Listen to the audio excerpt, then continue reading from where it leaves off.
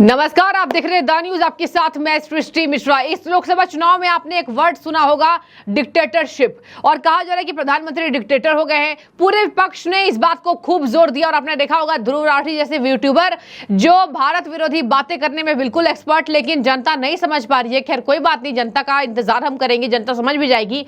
एक बड़ी खबर से आपको रूबरू कराएं, पंजाब में आपातकाल घोषित। मैं इसलिए कह रही हूं क्योंकि वहां पर पंजाब में मीडिया पर लगाम लगाने की कोशिश की गई है, और लगाम नहीं, मीडिया का मुंह बंद करने की कोशिश मीडिया से डरी जा रही है पंजाब की आप सरकार।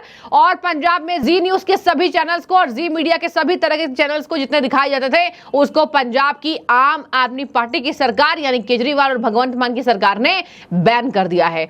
ये बड़ी खबर पत्रकारों के लिए हताशा वाली है, जो वहां पर काम कर रहे हैं, जो वहां पर रोजी रोटी कमा रहे हैं। दर्शकों, ये कहते हैं मोदी जी तानाशाह हैं, लेकिन तानाशाही तो छोड़िए, अभी केंद्र में आए तक नहीं है ये लोग, और केंद्र में अभी राज्यों तक सीमित हैं। और राज्यों में सीमित रहने के बावजूद इतना बड़ा फैसला, आप सोच लीजिए कि किसी भी चैनल्स को मोदी सरकार ने अब तक बैन नहीं किया है। अभिव्यक्ति की आजादी के खिलाफ है ये बातें। पत्रकार जी मौजूद है, पत्रकार जी बताइए कि जब दो राज्य में केवल इनकी सरकार है, वहां इनकी इतनी हैसियत बढ़ गई, तो ये केंद्र में आकर कितना उधम काटेंगे। और हम इसलिए ये कह रहे हैं कि ये बिल्कुल निंदनीय घटना हुई है जिस तरीके से जी न्यूज को बैन किया गया है। अब हल्ला बोल मचा है, बीजेपी इस पर पूरी आप सरकार को घेर रही है। और आपने देखा होगा पंजाब में अमित शाह के जाने के बाद ये कह रहे हैं आप डरा धमका रहे हैं, और जबकि डराना धमकाना इनके ऊपर साबित हो रहा है। ये मीडिया को डरा धमकाने की कोशिश कर रहे हैं कि आप कुछ सच्चाई दिखाएंगे तो हम आपको बैन कर देंगे। क्या कहेंगे आज? देखिए, मैं आपको बता दूं कि शायद ये राजनीतिक नेता कुछ मुगालते में है। जी टीवी कोई चैनल इकलौता नहीं है, बहुत बड़ा मीडिया समूह है। जी नेटवर्क है, जिसका एक छोटा चैनल जी न्यूज है, छोटा चैनल। उनका बहुत बड़ा नेटवर्क है सिटी चैनल, जिसने हिंदुस्तान में सबसे पहली केबल न्यूज़ बनाई। मैं आपको बता रहा हूँ, मैं खुद उसका परमानेंट एम्प्लॉइज था। सबसे पहला अपॉइंटमेंट मेरा हुआ था चैनल की जब न्यूज़ बनी थी। कानपुर में सबसे पहले आईआईटी में केबल न्यूज़ की डिस्कवरी हुई थी। वो father of electronic media Shri Madhukar Pandey ji ने किया था। अब जी के रहा मीडिया की बात आपको बता रहे हैं। अगर इन्होंने बैन लगाया, पहली बात तो बैंड लगा नहीं पाएंगे, संविधान का उल्लंघन। दूसरी बात है, इनके अधिकार में नहीं है बैंड, ये सैटेलाइट के उसको नहीं रो, ये मान की धांधागर्दी है। और इनको आपको बताने तुरंत ही इसका वो मिलेगा। और सुनिए, आपको मालूम चारा घोटाला खोला किसने? सिर्फ दो लोगों ने, श्री सुधांशु रंजन जी ने, जो वास्तव में एक पत्रकार, दूसरा जी ने, सुधांशु रंजन जी ने। और सुनिए, ज्योति बसु का और भट्टाचार्य जी जो वहाँ के थे, उनके खिलाफ किसी की हिम्मत नहीं थी। जी न्यूज़ ने, आपको बता रहे, त्रिपुरा के चीफ मिनिस्टर सरकार जो लगातार चलते आ रहे थे, जी न्यूज़ ने नाम डाली। अब आइए, बीजेपी के भी उन्होंने अगेंस्ट में न्यूज़ डाली। अगर बीजेपी का कोई करप्शन, जी न्यूज़ का हाँ ये जरूर रहा है, नेशनल कोई भी न्यूज़ हुई है तो जी न्यूज़ उनके साथ में रहा।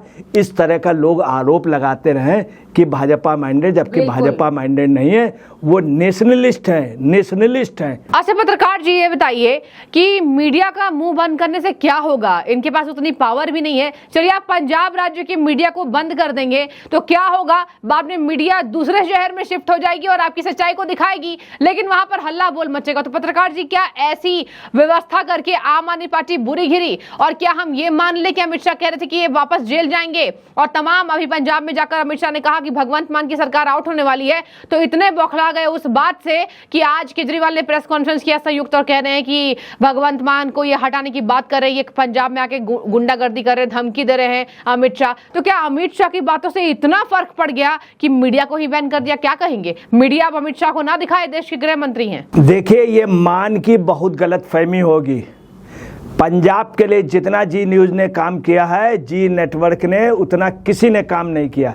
मैं आपको बता रहा हूँ कि जो सिख मारे गए थे, उनका आप पता लगाइए कि एक समय टाइटलर जो हत्यारे थे सिखों के, जो जिन पे मुकदमे चल रहे हैं, बाकायदे प्रमाण मिले इनके और सज्जन कुमार को, इनको कभी भी जी न्यूज़ ने इनके इंटरव्यू नहीं डाले।